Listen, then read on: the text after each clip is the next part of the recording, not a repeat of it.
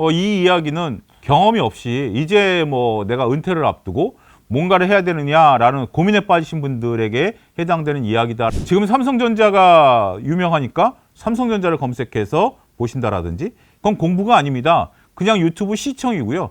그런 정보가 여러분들에게 무슨 도움이 되겠습니까? 한국거래소에 따르면 실질적으로 주식 투자를 통해서 3년 이상 꾸준히 수익을 낸 비율이 예, 안녕하십니까. 차영주TV 운영자 겸 YG경제연구소 차영주 소장입니다. 저는 오랫동안 주식시장에 몸을 담고 있는 상황이고요. 그래서 오늘 그와 관련된 이야기들을 좀 풀어보도록 하겠습니다. 우리가 투자라는 것이 똑같아 보이긴 합니다만 자신이 처한 상황에 따라서 투자를 바라보는 눈이 확연히 달라질 수 있다는 점을 먼저 인식하는 것이 필요하다라고 말씀을 드릴 수가 있겠습니다. 현업에 있을 때 주식 투자를 하게 된다면 두 가지 장점이 있습니다. 첫 번째는 꾸준하게 현금 흐름이 유지된다라는 측면이 있고요. 그런 자금을 가지고 투자를 이어갈 수 있다는 것이고, 두 번째는 서로 투자가 잘못됐다 하더라도 그것을 만회할 수 있는 시간적, 경제적 여유가 발생할 수 있게 되는 거죠. 하지만 은퇴 이후에 특히 이제 60세가 넘어서 투자를 하게 된다면 두 가지 면이 달라지게 됩니다. 일단 당장 소득이 끊긴 상태에서 반대로 내가 주식 투자를 통해서 소득을 창출해내야 된다는 것이 투자를 쫓기게 만드는 요소가 된다라고 말씀드릴 수 있겠죠. 그리고 서로 투자가 내 뜻대로 이루어지지 않을 때 뭐 여러 가지 경우가 있겠죠. 내가 투자를 잘못했을 경우도 있지만 경제 상황이 좋지 않아서 주식 시장이 별로 좋지 않은 상황이 발생할 수도 있게 됩니다. 이러한 경우에 만회할 수 있는 기회가 사라지게 된다는 거죠. 그렇기 때문에 60세가 넘어서 특히 은퇴한 경우에 투자는 상당히 신중하게 해야 된다라고 말씀드릴 수 있겠습니다. 그리고 60세가 넘어서면 인지 능력이 다소 떨어지는 것도 사실이죠.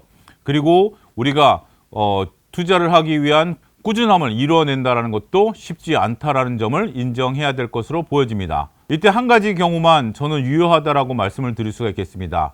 그동안에 오랫동안 주식 투자를 해왔고 그를 통해서 수익을 냈던 분들 입장에서 본다라면 60세가 넘어서도 그러한 루틴, 텐션 이런 것들을 이어가면서 투자를 하는 것은 나쁘지 않다라고 볼 수 있겠습니다. 대표적인 경우가 워렌 버핏이겠죠. 워렌 버핏 같은 경우는 60세가 넘어서 오히려 자신의 부가 크게 증가하는 모습을 보였습니다. 하지만 내가 그동안에 어떤 투자를 잘하지 못했다라든지 아니면 투자에 대한 경험이 많지 않으신 분들이 60세가 넘어서 내가 은퇴 자금을 마련하기 위해서 투자에 나선다라는 것은 저는 결코 추천드릴 수가 없습니다. 지극히 조심해야 된다라는 거고, 그래도 내가 조금 일정 부분 소일거리를 하겠다 아니면 소액 자금 갖고 하겠다라는 것은 직접 투자보다는 간접 투자, 특히 이제 ETF 같은 상품을 활용하는 방안이 낫지 않을까라고 말씀드릴 수 있겠죠.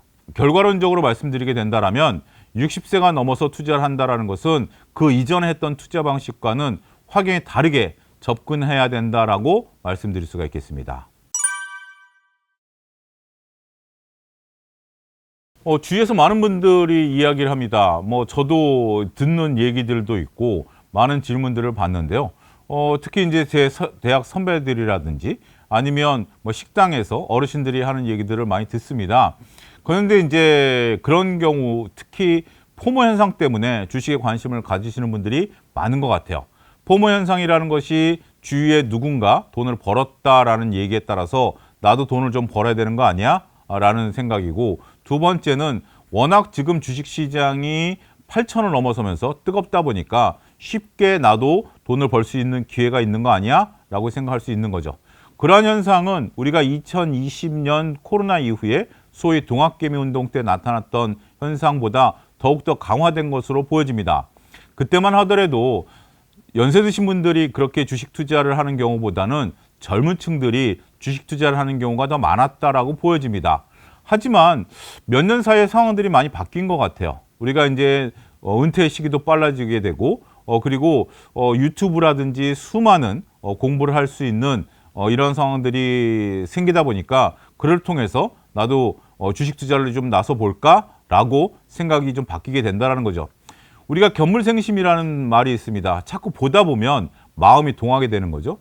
동학김 운동 이전만 하더라도 우리는 주식 투자하는 것에 대해서 상당히 거부감이 있었던 것들이 사실이죠. 그런데 이제 동학김 운동 이후에 한 차례 주식 투자 열풍이 불었고 그 다음에 이제 여러 가지 상황들이 벌어진 다음에 지금은 그래도 좀 대중적으로 할 수 있는 거 아니야? 라고 생각들이 바뀌신 것들 같습니다. 그리고 그때 당시에 삼성전자를 9만 원에 사셔서 오랫동안 고통을 받으셨던 분들이 최근에 다 수익권으로 변했다라는 또 얘기들이 들리다 보니까 역시 우량주를 장기 투자하면 좀 긍정적인 수익을 볼 수 있는 거 아니야? 라는 생각들로 바뀌신 것 같고요. 특히 이제 삼성전자라는 주식이 우리나라에서 가장 중요한 핵심적인 역할을 하면서 수익률들을 안정적으로 나타내다 보니까 연세 드신 분들이 그런 부분에 대한 접근에 마음을 좀 열지 않았는가 그렇게 좀 말씀드릴 수가 있겠습니다. 우리가 2025년 9월부터 주식시장이 이제 화랑세를 보이면서 당시 2,800이었던 지수가 8,000까지 올라오다 보니까 2026년에 주식시장은 참으로 쉬워 보인 그런 시장이었다라는 점을 먼저 인정해야 된다라고 말씀드릴 수가 있겠습니다. 특히 개별 종목 복잡한 것이 아니라 삼성전자, 하이닉스 두 종목을 가지고 몇 배의 수익을 거둘 수 있었던 기회가 열렸었기 때문에 주식 투자는 참으로 어렵지 않게 느껴질 수 있죠. 여기에 중소형주보다 대형주 위주로 올라가다 보니까 여기에 관심을 좀 많이 나타낼 수 있습니다. 하지만 제가 30년 넘게 주식시장에 있으면서 느꼈던 경우는 2026년 같은 경우가 상당히 이례적인 경우다라고 말씀드릴 수 있겠죠. 우리가 2020년에 하반기에 그런 이례적인 것을 겪고 나서 2022년도에 극심한 어려움을 겪었던 것도 사실입니다. 앞으로 주식시장이 어떻게 흘러갈지 모르겠습니다. AI라는 거대한 모멘텀이 주식시장을 당분간 이끌어갈 수 있는 것은 확실해 보입니다. 하지만 어떠한 주식도 영원히 올라가지 않는다라는 원칙을 잘 보셔야 되겠죠. 지금은 수익이 쉬웠던 구간입니다. 그런데 이러한 구간 속에서도 2천여 개 주식 중에 약 20% 정도는 2026년 1월 대비 주가가 아직 낮은 수준에 있다는 것을 언론을 통해서 확인이 가능한 거죠. 누군가는 돈을 벌었을 것 같지만 누군가는 여전히 돈을 벌지 못한다는 거죠. 과거 통계 자료를 뽑아낸 게 있습니다. 한국거래소에 따르면 실질적으로 주식 투자를 통해서 3년 이상 꾸준히 수익을 낸 비율이 10%가 안 된다는 거죠. 이것이 이제 구체적인 평균 숫자입니다. 물론 때로는 수익을 많이 내는 분들이 있는 해당 연도가 있고 2022년처럼 단 10%도 수익을 내기 어려운 구간에 진입하는 경우도 있습니다. 그런 것들을 토탈했을 때 평균적인 수치라는 거죠. 자, 제가 10% 미만이다라고 말씀드렸던 근거는 2021년도에 나온 정부의 보도자료에 의해서입니다. 이것을 염두에 두셔야 됩니다. 그렇지 않게 된다면 리스크 관리를 소홀하게 할 수밖에 없다라는 거죠. 적절한 시점에서 매수 매도를 잘 함으로써 내가 수익을 확고하게 하는 것이 중요하지 주식 투자라는 것이 무조건 묵혀두면 수익을 낸다라는 관점의 접근은 좀 위험할 수도 있습니다. 결국 모든 데이터는 평균에 회귀한다라는 법칙을 잊어서는 안 된다라고 말씀드릴 수가 있겠습니다. 일단 주식이라는 것이 우리가 2020년 이전으로 돌아보면 절대 주식하지 말라라는 얘기들이 더 많았습니다. 그런 얘기들이 왜 나왔을까요? 결국 주식을 통해서 누구든지 돈을 버는 것이라면 누가 굳이 일을 열심히 하겠습니까? 주식이라는 것은 리스크가 있습니다. 지금은 AI라는 4차 산업혁명이 일어나면서 주식시장을 이끌고 있기 때문에 앞으로 당분간은 삼성전자나 하이닉스가 주가가 지금 현재 수준보다는 더 올라가 있을 것이라는 것에 대해서는 저도 적극적으로 동의를 합니다. 하지만 어느 시점에 팔아야 될까요? 그리고 이제 노후라는 자금이 우리가 어느 시점에 필요한 자금 아니겠습니까? 갑자기 아프다라든지 갑자기 가족들에게 돈이 필요하게 된다라면 그걸 견디지 못하고 주식을 팔아야 되는 상황이 연출이 될 수 있겠죠. 그렇기 때문에 무조건 내가 주식 투자를 통해서 수익을 내겠다라는 것들, 자금 관리라든지 리스크 관리 없이 남들이 하는 행동을 따라 한다라는 것에 대해서는 저는 상당히 신중해야 된다라고 말씀드릴 수가 있겠습니다. 더군다나 우리가 이제 60세가 넘어가면 갑자기 아플 수가 있죠. 갑자기 무슨 일이 생길 수도 있는 상황 아니겠습니까? 그럴 때는 주식을 결국은 털어서 사야 되는데 여러 가지 변동성이 놓인 주식 상황이 나에게 꼭 유리하게 작용한다라고 볼 수 없는 거 아니겠습니까? 그런 부분들을 두루 살펴야 된다.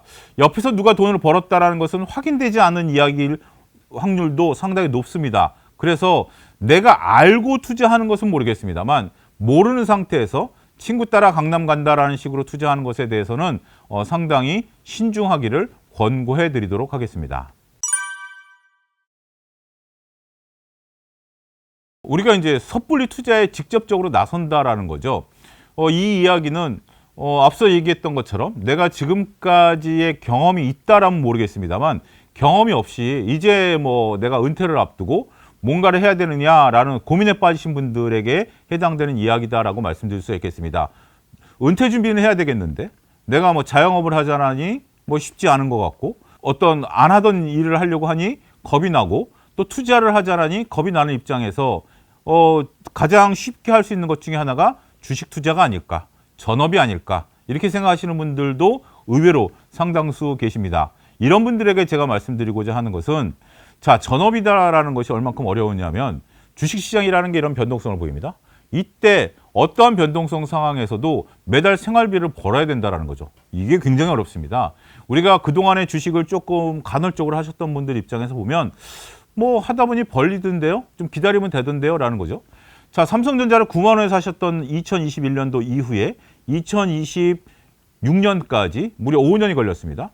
5년 동안 우리가 60개월 동안 매달 내가 생활비를 벌었어야 된다라고 보면 이것을 온전히 기다릴 수 있었을까요?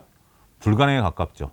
그리고 그런 점을 먼저 고려해야 된다라는 거고, 그 다음에 내가 이제 뭐 여러 가지 유튜브를 통해서 공부를 한다라든지 아니면 여러 가지 무슨 강의를 통해서 공부를 한다라는 것도 상당히 지금은 좋은 시절이기 때문에 쉬워 보일 수 있습니다. 하지만 어려운 시절도 분명 온다라는 거고, 그리고 공부를 하는 것도 제대로 공부를 하셔야 된다라고 말씀드릴 수 있겠습니다. 그래도 굳이 해보겠다라고 한다면 저는 이렇게 말씀드리고 싶어요. 모의 매매부터 시작을 해봐라. 각 증권사의 사이트에 보면 모의 매매 사이트가 있습니다. 이를 통해서 내가 한번 해보고 그 다음에 소액을 갖고 한번 해보면서 내가 이제 습관을 좀 들이실 필요가 있다는 거죠. 그렇지만 무조건 소액을 가지고 저는 투자하는 것을 권해드리지는 않습니다. 왜냐하면 소액은 잃어두고만 벌어두고만이기 때문에. 따라서 3개월 월급을 갖고 한번 해보십시오. 은퇴하시는 분들이, 여러분들이 월급이 500만 원이면 1,500만 원, 여러분들의 연봉이 월급이 1,000만 원이면 3,000만 원 갖고 주식을 해보십시오. 그걸 가지고 실질적으로 최소한 6개월에서 1년 이상 내가 따박따박 수익이 나는지 여부를 관찰하십시오.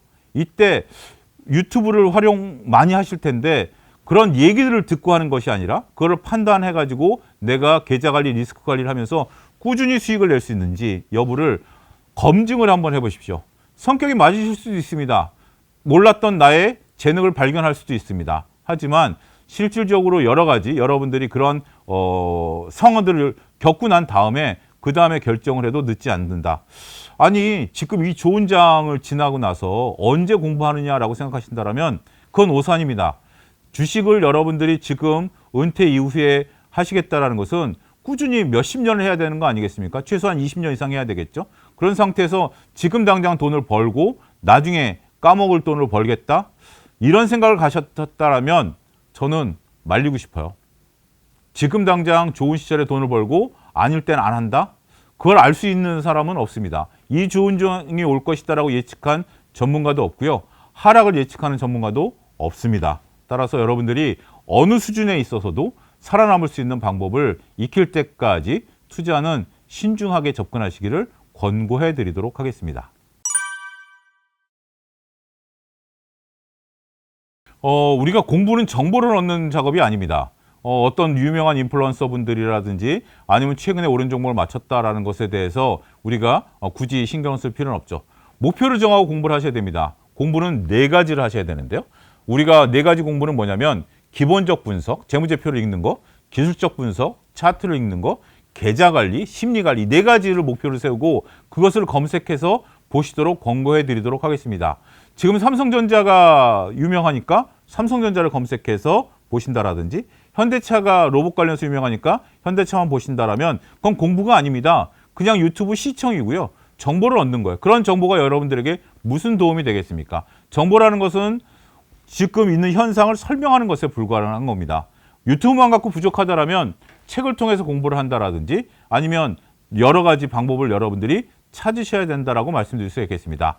우리가 단순 유튜브 말고요. 한국은행 홈페이지를 들어간다라든지 한국투자자 금융협회라든지 아니면 금융감독원에서 운영하는 사이트라든지 이런 사이트에 들어가시면 상당히 유용한 공부 자료들이 많이 있습니다. 그런 것들을 적극적으로 여러분들이 검색해서 활용하는 것이 좋다라는 거죠.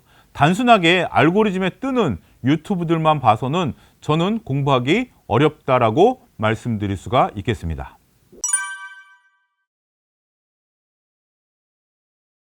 저희 아버님이 은퇴를 하시고 나서 직장생활 30년 하시고 은퇴를 하시고 나서 좀 지난 일이죠. 주위에서 이제 같이 사업을 하자라고 많은 제안을 들어왔었다라고 합니다. 퇴직금을 보고 들어온 거죠. 그때 저도 이제 어머님한테 전해들은 얘기인데 아버지께서 그러셨다라는 겁니다. 내가 차라리 내 목숨은 내줄지언정 퇴직금은 안 된다라고 말씀을 하셨다라고 합니다. 그래서 그 퇴직금을 가지고 그냥 남은 시간을 좀 보내셨던, 그때 당시 연금이 없었던 시대니까 뭐 풍족하지는 않지만 보내셨던 그러한 경우를 저는 봐왔는데요. 그리고 지금 이제 연금을 받으시는 분들도 연금 액수가 그렇게 풍족하리라고 받으시는 분들은 많지 않을 겁니다. 더군다나 우리가 퇴직금 중도 정상도 많이 했기 때문에 퇴직금을 받아도 그렇게 풍족하지는 않을 것이다라고 보는 거죠. 이것을 살리기 위해서 주식한다라는 것은 정말 목숨을 내놓고 하셔야 됩니다. 목숨을 내놓을 때는 어떻게 하죠? 사활을 걸어야죠. 죽기 살기로 공부해야 되고 죽기 살기로 노력하셔야 되죠. 그 정도 용기와 각오가 없다라면 저는 주식 투자를 하는 것을 말리고 싶습니다.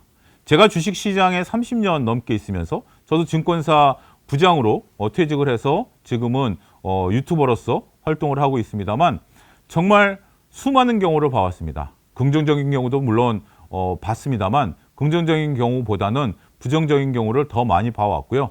증권회사 직원 중에 그렇게 많이 주식을 했던 직원 중에 지금 오롯이 주식 투자를 하는 비율은 손에 꼽을 정도로 많지 않다라는 거죠. 그런데 여러분들은 어떻게 보면 그런 경험도 없으셨던 분, 물론 증권사 직원이라고 해서 주식을 다 잘하는 것은 아니죠. 오히려 증권사 직원보다 여러분들이 더 주식 투자를 잘할 수 있는 능력과 그런 것들이 있다라고 보여집니다. 그렇지만 우리가 지금 퇴직금을 가지고 아니면 연금을 가지고 주식 투자를 한다라는 것은 뭐 글쎄요, 뭐 조금 소액을 가지고 내가 용돈벌이를 하겠다. 내 용돈 정도를 조금 벌겠다. 한 1,000만 원 가지고 내 용돈을 벌겠다. 뭐 이것을 말리고 싶지는 않습니다. 그거는 여러분들이 두뇌 회전에도 좋고 여러 가지 활동을 하는 데 있어서는 저는 어떻게 보면 필요한 숫자다라고 말씀드릴 수가 있겠어요. 우리가 그런 얘기 많이 하잖아요. 뭐 친구들하고 연세 드시면 고스톱 치는 것 같은 경우는 두뇌 회전에 좋다. 그런 정도는 저는 좋다라고 봐요. 그러니까 내 전체적인 포트폴리오 중에 내 자산 중에 10분의 1 정도를 가지고 투자를 하겠다. 뭐 그거를 뭐라고 그러는 건 아닙니다. 하지만 내가 지금 자금이 부족해서 그리고 자금을 활용할 데가 없어서 투자를 하겠다. 이것에 대해서는 접근하는 방식 자체가 다르다. 이렇게 말씀드리겠습니다.